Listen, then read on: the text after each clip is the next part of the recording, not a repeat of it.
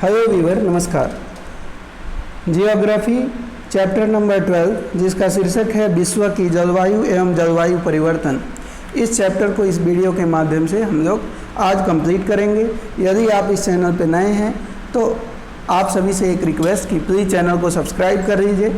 Video शुरू से अंत तक देखिए, पसंद आए तो इसे लाइक करें और अपने दोस्तों तक ज़रूर पहुंचाएं।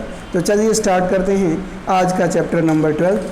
विश्व की जलवायु का अध्ययन जलवायु संबंधी आंकड़ों एवं जानकारियों को संगठित करके किया जा सकता है। इन आंकड़ों को आसानी से समझने व उनका वर्णन और विश्लेषण करने के लिए उन्हें अपेक्षाकृत छोटी इकाइयों में बांटकर संश्लेषित किया जा सकता है। जलवायु का वर्गीकरण मुख्यतः 3 भागों में किया गया है। वे हैं अनुभाविक, जननिक और अनुप्रयुक्त। अनुभाविक वर्गीकरण प्रेक्षित किए गए विशेष रूप से तापमान एवं वर्णन से संबंधित आंकड़ों पर आधारित होता है। वहीं जननिक वर्गीकरण जलवायु को उनके कारणों के आधार पर संगठित करने का प्रयास है। जलवायु का अनुप्रयुक्त वर्गीकरण किसी विशिष्ट उद्देश्य के लिए किया जाता है। कोपेन की जलवायु वर्गीकरण की पद्धति वी कोपेन द्वारा विकसित की गई जलवायु वर्गीकरण की अनुभाविक पद्धति का सबसे व्यापक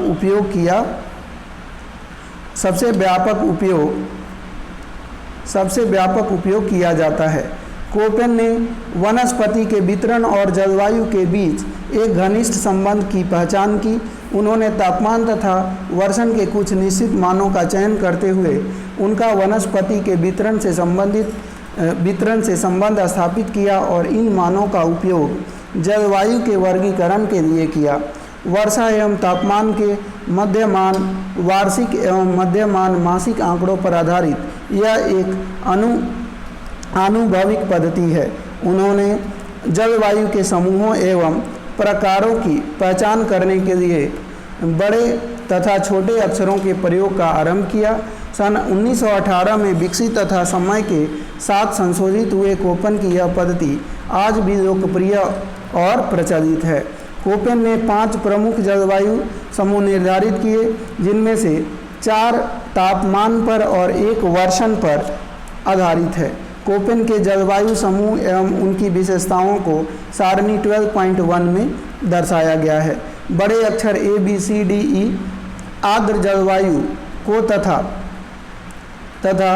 आप ये देख सकते हैं, तथा बड़े अक्षर आर्द्र जलवायु को तथा B अक्षर शुष्क जलवायु को निरूपित करता है। जलवायु समूहों के तापक्रम एवं वर्षा की मौसमी विशेषताओं के आधार पर कई उप प्रकारों में विभाजित किया गया है, जिसको छोटे अक्षरों द्वारा अभिहित किया गया है। शुष्कता वाले मौसमों को छोटे अक्षरों F, M, W और S द्वारा इंगित किया गया है।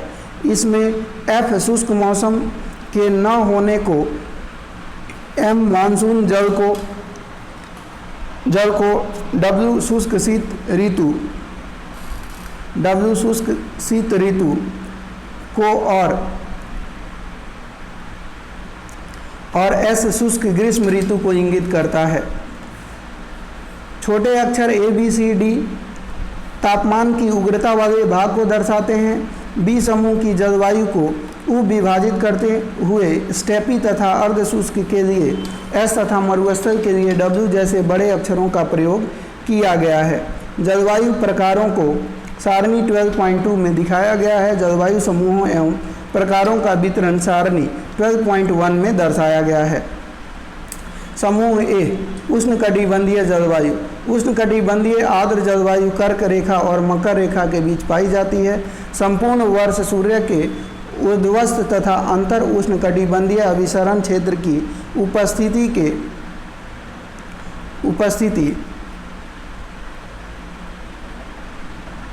उपस्थिति के कारण यहाँ की जलवायु उष्ण एवं आर्द्र रहती है।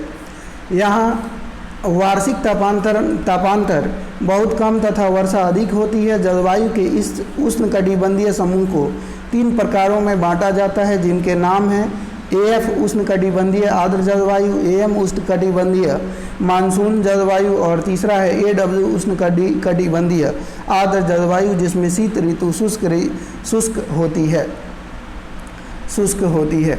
अब ये चार्ट है, इसको आप वीडियो को पॉज करके अच्छे से देखेंगे और समझने का प्रयास करेंगे। उष्णकटिबंधीय आर्द्र जलवायु विषुवत वृत्त के निकट पाई जाती है। इस जलवायु के प्रमुख क्षेत्र दक्षिण अमेरिका के अमेजन बेसिन, पश्चिमी विषुवतीय अफ्रीका तथा दक्षिणी पूर्वी एशिया के द्वीप हैं। वर्ष के प्रत्येक माह में दोपहर के बाद गरज और बौछारों के साथ प्रचुर मात्रा में वर्षा होती है। तापमान समान रूप से ऊंचा और वार्षिक तापांतरण नगण्य होता है। किसी भी दिन अधिकतम तापमान लगभग 30 डिग्री सेल्सियस और न्यूनतम तापमान लगभग 20 डिग्री सेल्सियस होता है। इस जलवायु में सघन बितान और व्यापक जैव विविधता वाले उष्णकटिबंधीय सदाहरित वन पाए जाते हैं।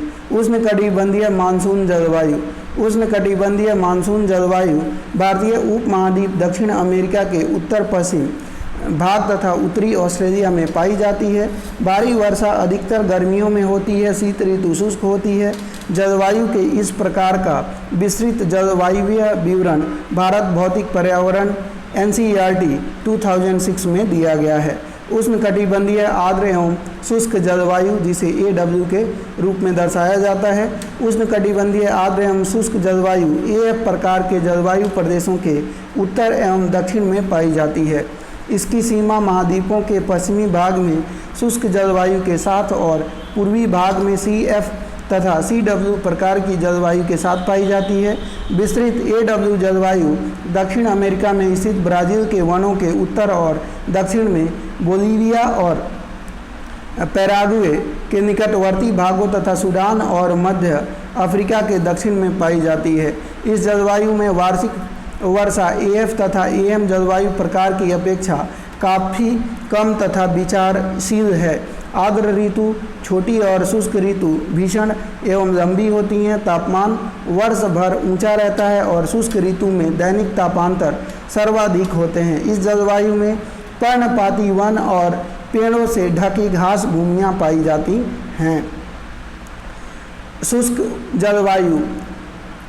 जलवायु की विशेषता अत्यंत न्यून वर्षा है, जो पादपों की वृद्धि के लिए पर्याप्त नहीं होती। यह जलवायु पृथ्वी के बहुत बड़े भाग पर पाई जाती हैं, जो विषुवत वृत्त से 15 डिग्री से 60 डिग्री उत्तर एवं दक्षिण अक्षांशों के बीच विस्तृत है। 15 डिग्री से 30 डिग्री के निम्न अक्षांशों में यह उपोष्णकटिबंधीय उच्च वायुदाब क्षेत्रों में पाई जाती है, जहाँ तापमान का अवतरण और उत्क्रमण वर्षा नहीं होने देते। महाद्वीपों के पश्चिमी सीमांत पर ठंडी धाराओं के आसान क्षेत्र, विशेषतः दक्षिण अमेरिका के पश्चिमी तट पर यह जलवायु विषुवत वृत्त की ओर अधिक विस्तृत हैं और तटीय भाग में पाई जाती हैं। मध्य अक्षांशों में विषुवत वृत्त से 35 डिग्री से 60 डिग्री उत्तर दक्षिण के बीच यह जलवायु महाद्वीपों के उन आंतरिक भागों तक परिरुद्ध होती हैं जहां पर्वतों से घिरे होने के कारण प्रायः समुद्री आर्द्र पवनें नहीं पहुंच पाती। शुष्क जलवायु को स्टेपी अथवा अर्ध शुष्क BS और मरुस्थल जलवायु BW में विभाजित किया जाता है।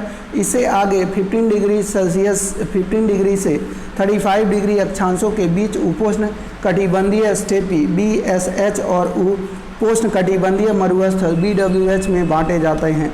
35 डिग्री से 60 डिग्री अक्षांशों के बीच इसे मध्य अक्षांशीय स्टेपी BSK तथा मध्य अक्षांशीय मरुस्थल BWK में विभाजित किया जाता है। उपोष्ण कटिबंधीय स्टेपी BSH एवं उपोष्ण कटिबंधीय मरुस्थल BWH जलवायु उपोष्ण कटिबंधीय स्टेपी, जिसे BSH एवं उपोष्ण कटिबंधीय मरुस्थल BWH जलवायु में वर्षण और तापमान के लक्षण एक समान होते हैं। आर्द्र एवं शुष्क जलवायु के संक्रमण क्षेत्र में अवस्थित होने के कारण उपोष्णकटिबंधीय स्टेपी जलवायु में मरुस्थल जलवायु की अपेक्षा वर्षा थोड़े ज़्यादा होती हैं, जो विरल घास भूमियों के लिए पर्याप्त होती हैं। वर्षा दोनों ही जलवायु में परिवर्तनशीलता होती हैं। वर्षा की परिवर्तनशीलता मरुस्थल की अपेक्षा स्टेपी में जीवन को अधिक प्रभावकारी करती है। इससे कई बार अकाल की स्थिति पैदा हो जाती है। मरुस्थलों में वर्षा थोड़ी किंतु गरज के साथ तीव्र बौछारों के रूप में होती हैं, जो मृदा में नमी पैदा करने में अप्रभावी सिद्ध होती हैं। ठंडी धाराओं तापमान लगते तटीय मरुस्थलों में कोहरा एक आम बात है। ग्रीष्म ऋतु में अधिकतम तापमान बहुत ऊंचा होता है। लीबिया के अजीजिया में 13 सितंबर 1922 को उच्चतम तापमान 58 डिग्री सेल्सियस दर्ज किया गया था। इस जलवायु में वार्षिक और दैनिक तापांतरण भी पाए जाते हैं। कोष्ण शीतोष्ण मध्य अक्षांशीय जलवायु, जिसे सी से रिप्रेजेंट किया जाता है। कोष्ण शीतोष्ण मध्य अक्षांशीय जलवायु 30 डिग्री से 50 डिग्री अक्षांशों के मध्य मुख्यतः महाद्वीपों के पूर्वी और पश्चिमी सीमांत पर विस्तृत हैं। इस जलवायु में सामान्यतः ग्रीष्म ऋतु कोष्ण और शीत ऋतु मृदुल होती हैं। इस जलवायु को 4 प्रकारों में वर्गीकृत किया गया है। आर्द्र उपोष्ण कटिबंधीय अर्थात सर्दियों में शुष्क और गर्मियों में उष्ण CWA भूमध्य सागरीय CS। आर्द्र उपोष्ण कटिबंधीय अर्थात शुष्क ऋतु की अनुपस्थिति तथा मृदु शीत ऋतु समुद्री पश्चिमी तटीय जलवायु CFB। आर्द्र उपोष्ण कटिबंधीय जलवायु CWA। आर्द्र उपोष्ण कटिबंधीय जलवायु कर्क एवं मकर रेखा से ध्रुवों की ओर मुख्यतः भारत के उत्तरी मैदान और दक्षिणी चीन के आंतरिक मैदान में पाई जाती हैं। यह जलवायु AW जलवायु जैसी ही है, केवल इतना अपवाद है कि इसमें सर्दियों का तापमान कोष्ण होता है। भूसागरीय जलवायु CWS जैसा कि नाम से स्पष्ट है, भूमध्य सागरीय जलवायु भूमध्य सागर के चारों ओर तथा उपोष्ण कटिबंध से 30 से 40 डिग्री अक्षांशों के बीच महाद्वीपों के पश्चिमी तट के साथ साथ पाई जाती हैं। मध्य कैलिफोर्निया, मध्य चिली तथा ऑस्ट्रेलिया के दक्षिणी पूर्वी और दक्षिणी पश्चिमी तट इसके उदाहरण हैं। ये क्षेत्र ग्रीष्म ऋतु में उपोष्ण कटिबंधीय उच्च वायु दाब तथा शीत ऋतु में पछुआ पवनों के प्रभाव में आ जाते हैं। इस प्रकार उष्ण एवं शुष्क गर्मियाँ तथा मृदु एवं वर्षा युक्त सर्दियाँ इस जलवायु की विशेषता हैं। ग्रीष्म ऋतु में औसत मासिक तापमान 25 डिग्री सेल्सियस के आसपास तथा शीत ऋतु में 10 डिग्री सेल्सियस से कम रहता है। वार्षिक वर्षा 35 से 90 सेंटीमीटर के बीच होता है। आर्द्र उपोष्ण कटिबंधीय जलवायु CFA। आर्द्र उपोष्ण कटिबंधीय जलवायु उपोष्ण कटिबंधीय अक्षांशों में महाद्वीपों के पूर्वी भागों में पाई जाती है। इस प्रदेश में वायु राशियाँ प्रायः अस्थिर रहती हैं और पूरे वर्ष वर्षा करती हैं। यह जलवायु पूर्वी संयुक्त राज्य अमेरिका, दक्षिणी तथा पूर्वी चीन, दक्षिणी जापान, उत्तर पूर्वी अर्जेंटीना, तटीय दक्षिण अफ्रीका और ऑस्ट्रेलिया के पूर्वी तट पर पाई जाती हैं। औसत वार्षिक वर्षा 75 से 150 सेंटीमीटर के बीच रहती हैं। ग्रीष्म ऋतु में तड़ित झंझा और शीत ऋतु में वातागरी वर्षण सामान्य विशेषताएं हैं। ग्रीष्म ऋतु में औसत मासिक तापमान लगभग 27 डिग्री सेल्सियस होता है, जबकि जाड़ों में यह 5 डिग्री से 12 डिग्री सेल्सियस के बीच रहता है। दैनिक तापांतरण बहुत कम होता है। समुद्री पश्चिम तटीय जलवायु CFB। समुद्री पश्चिम तटीय जलवायु महाद्वीपों के पश्चिम तटों पर भूमध्य सागरीय जलवायु से ध्रुवों की ओर पाई जाती है। ध्रुवों की ओर पाई जाती है। इस जलवायु के प्रमुख क्षेत्र उत्तरी पश्चिम यूरोप, उत्तरी अमेरिका का पश्चिमी तट, उत्तरी कैलिफोर्निया, दक्षिणी चिली, दक्षिण पूर्वी ऑस्ट्रेलिया और न्यूजीलैंड। यहाँ समुद्री प्रभाव के कारण तापमान मध्यम होते हैं और शीत ऋतु में अपने अक्षांशों की तुलना में कोष्ण होते हैं। गर्मी के महीनों में औसत तापमान 15 से 20 डिग्री सेल्सियस और सर्दियों में 4 से 10 डिग्री सेल्सियस के बीच रहता है। वार्षिक और दैनिक तापांतरण कम पाया जाता है। वर्षण साल भर होती है, लेकिन यह सर्दियों में अधिक होती है। वर्षण 50 सेंटीमीटर से 250 सेंटीमीटर के बीच बढ़ती रहती है।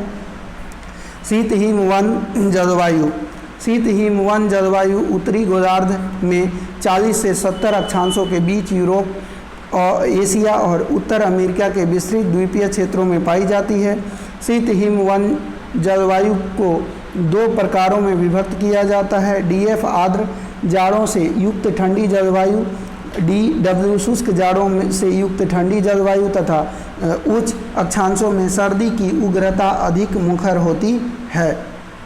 आर्द्र जाड़ों से युक्त ठंडी जलवायु डीएफ। आर्द्र जाड़ों से युक्त ठंडी जलवायु समुद्री पश्चिम तटीय जलवायु और मध्य अक्षांशीय स्टेपी जलवायु से ध्रुवों की ओर पाई जाती है।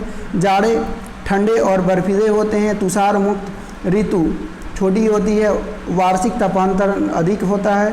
मौसमी परिवर्तन आकस्मिक और अल्पकालिक होते हैं। ध्रुवों की ओर सर्दियां अधिक उग्र होती हैं। शुष्क जाड़ों से युक्त ठंडी जलवायु शुष्क जाड़ों से युक्त ठंडी जलवायु मुख्यतः उत्तर पूर्वी एशिया में पाई जाती हैं। जाड़ों में प्रति चक्रवात का स्पष्ट विकास तथा ग्रीष्म ऋतु में उसका कमज़ोर पड़ना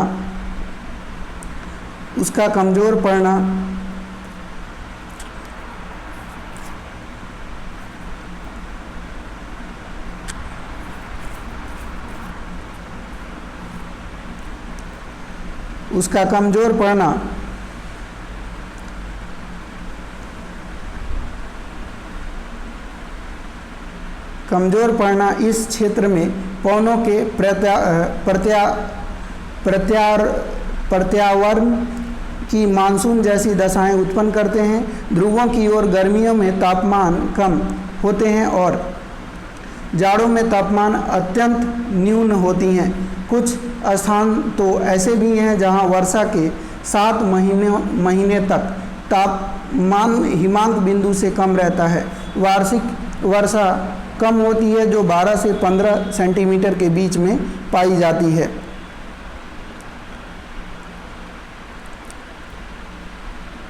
ध्रुवीय जलवायु 70 डिग्री अक्षांश से परे ध्रुवों की ओर पाई जाती है। ध्रुवीय जलवायु 2 प्रकार की होती हैं, टुंड्रा ईटी हिम टोपी ईएफ।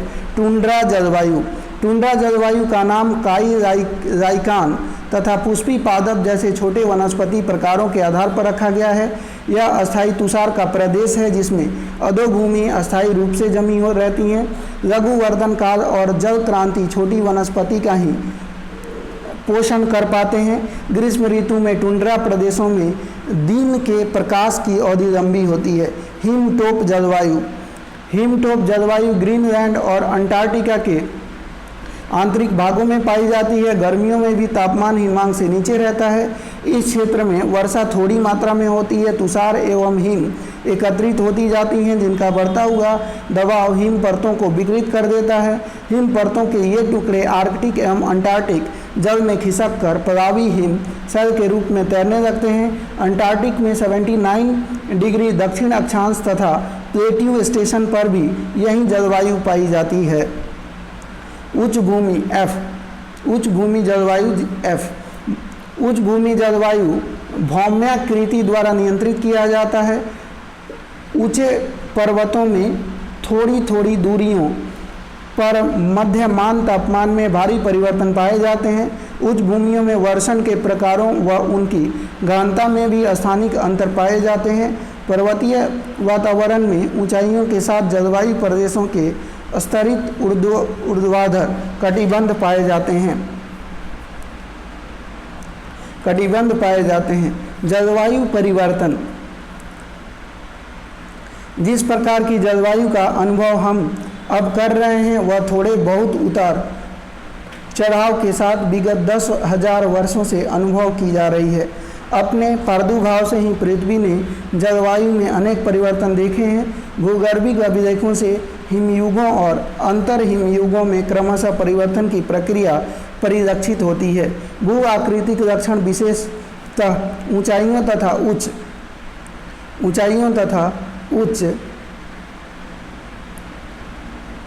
उच्च अक्षांशों में हिमानियों के आगे बढ़ने व पीछे हटने के शेष चिन्ह प्रदर्शित करते हैं। हिमानी निर्मित झीलों में अवसादों का निक्षेपण उष्ण एवं शीत युगों के होने को उजागर करता है।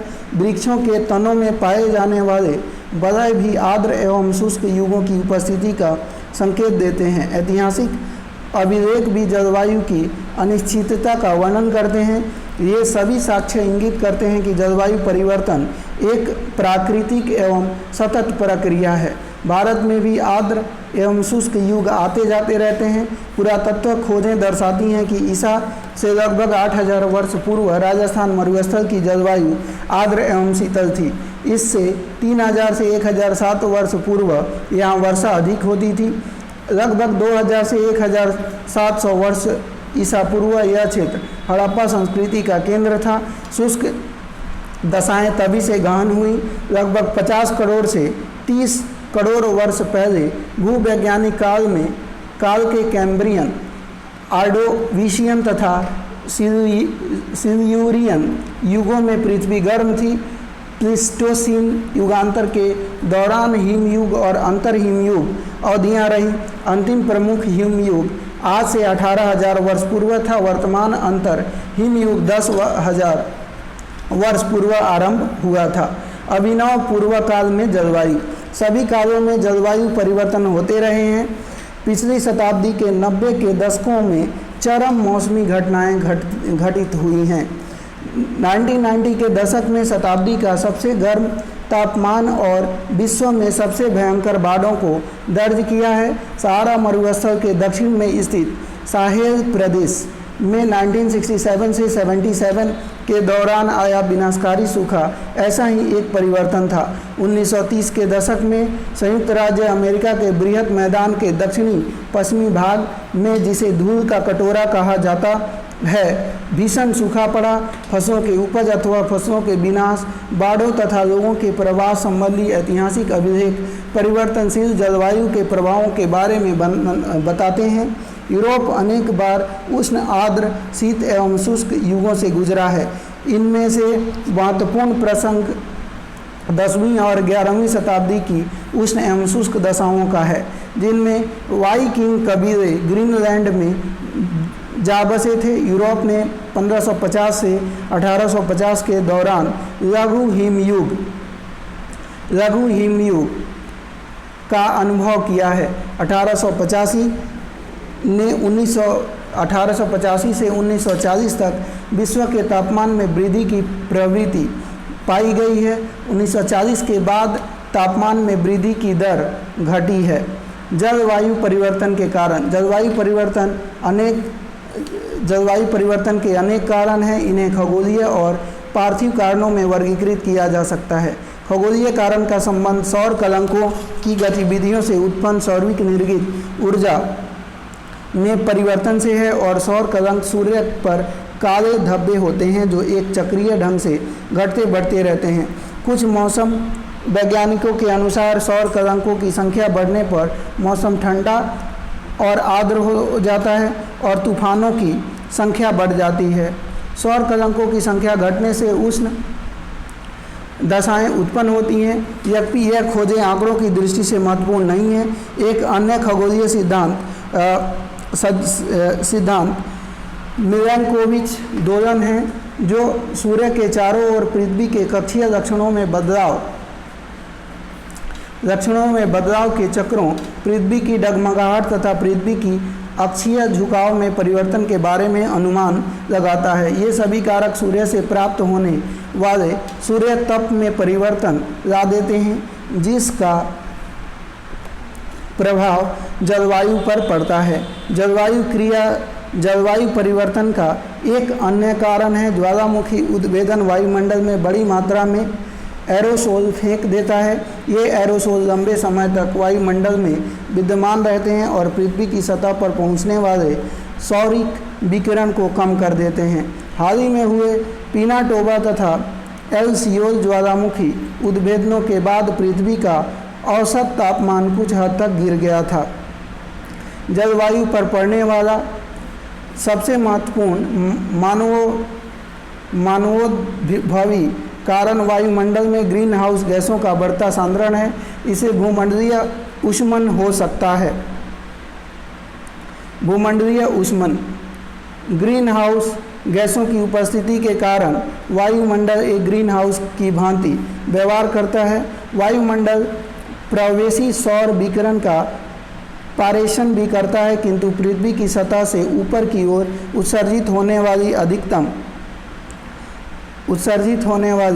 अधिकतम दीर्घ तरंगों को अवशोषित कर देता है। वे गैसें जो विकिरण की दीर्घ तरंगों का अवशोषण करती हैं ग्रीन हाउस गैसें कहलाती हैं। वायुमंडल का तापन करने वाली प्रक्रिया को सामूहिक रूप से ग्रीन हाउस इफेक्ट कहा जाता है। ग्रीन हाउस शब्द का सामान्य अनुमान उस ग्रीन हाउस से लिया गया है जिसका उपयोग ठंडे इलाकों में ऊष्मा का परिक्षरण करने के लिए किया जाता है। ग्रीन हाउस कांच का बना होता है। कांच प्रवेशी सौर विकिरण की लघु तरंगों के लिए पारदर्शी होता है, मगर बहिर्गामी विकिरण की दीर्घ तरंगों के लिए अपारदर्शी। इस प्रकार कांच अधिकाधिक विकिरण को आने देता है और दीर्घ तरंगों वाले विकिरण को कांच के घर से बाहर जाने से रोकता है। इसे ग्रीन हाउस इमारत के भीतर बाहर की अपेक्षा तापमान अधिक होती है। जब आप गर्मियों में किसी बंद खिड़कियों वाली कार अथवा बस में प्रवेश करते हैं तो आप बाहर की अपेक्षा अधिक गर्मी अनुभव करते हैं। इसी प्रकार जाड़ों में बंद दरवाज़ों व खिड़कियों वाला वाहन बाहर की अपेक्षा गर्म रहता है। यह ग्रीन हाउस प्रभाव का एक अन्य उदाहरण है। ग्रीन हाउस गैसें वर्तमान में चिंता का कारण बनी हुई मुख्य ग्रीन हाउस गैसें carbon dioxide, chlorofluorocarbon, CFCl, methane, CH4, nitrous oxide N2O और ओजोन O3। कुछ अन्य गैसें जैसे नाइट्रिक ऑक्साइड और कार्बन मोनोऑक्साइड आसानी से ग्रीन हाउस गैसों से प्रतिक्रिया करती हैं और वायुमंडल में उनके सांद्रण को प्रभावित करती हैं। किसी भी ग्रीन हाउस गैस का प्रभाव इसके सांद्रण में वृद्धि के परिमाण, वायुमंडल में इसके जीवन काल तथा इसके द्वारा अवशोषित विकिरण की तरंग लंबाई पर निर्भर करता है। क्लोरोफ्लोरोकार्बन अत्यधिक प्रभावी होते हैं। समताप मंडल में पराबैंगनी किरणों को अवशोषित करने वाली ओजोन जब निम्न समताप मंडल में उपस्थित होती हैं तो वह पार्थिव विकिरण को अत्यंत प्रभावी ढंग से अवशोषित करती हैं। एक अन्य महत्वपूर्ण तथ्य यह है कि ग्रीन हाउस गैसें के अणु जितने लंबे समय तक बने रहते हैं, इनके द्वारा लाए गए परिवर्तनों से पृथ्वी के वायुमंडलीय तंत्र को उबरने में उतना अधिक समय लगता है। वायुमंडल में उपस्थित ग्रीन हाउस गैसों में सबसे अधिक सांद्रण कार्बन डाइऑक्साइड का है। CO2 का उत्सर्जन मुख्यतः जीवाश्म ईंधनों, तेल, गैस एवं कोयला के दहन से होता है। वन और महासागर कार्बन डाइऑक्साइड के कुंड होते हैं। वन अपनी वृद्धि के लिए CO2 का उपयोग करते हैं, अतः भूमि उपयोग में परिवर्तन के कारण की गई जंगलों की कटाई भी CO2 की मात्रा को बढ़ाती है। अपने स्रोतों में हुए परिवर्तनों से समन्वित करने के लिए CO2 को 20 से 50 वर्ष लग जाते हैं। यह लगभग 0.5% की वार्षिक दर से बढ़ रही हैं। जलवायु मॉडलों में जलवायु में होने वाले परिवर्तन का आकलन CO2 की मात्रा को पूर्व औद्योगिक स्तर से दोगुना करके किया जाता है। क्लोरोफ्लोरोकार्बन मानवीय गतिविधियों से पैदा होते हैं।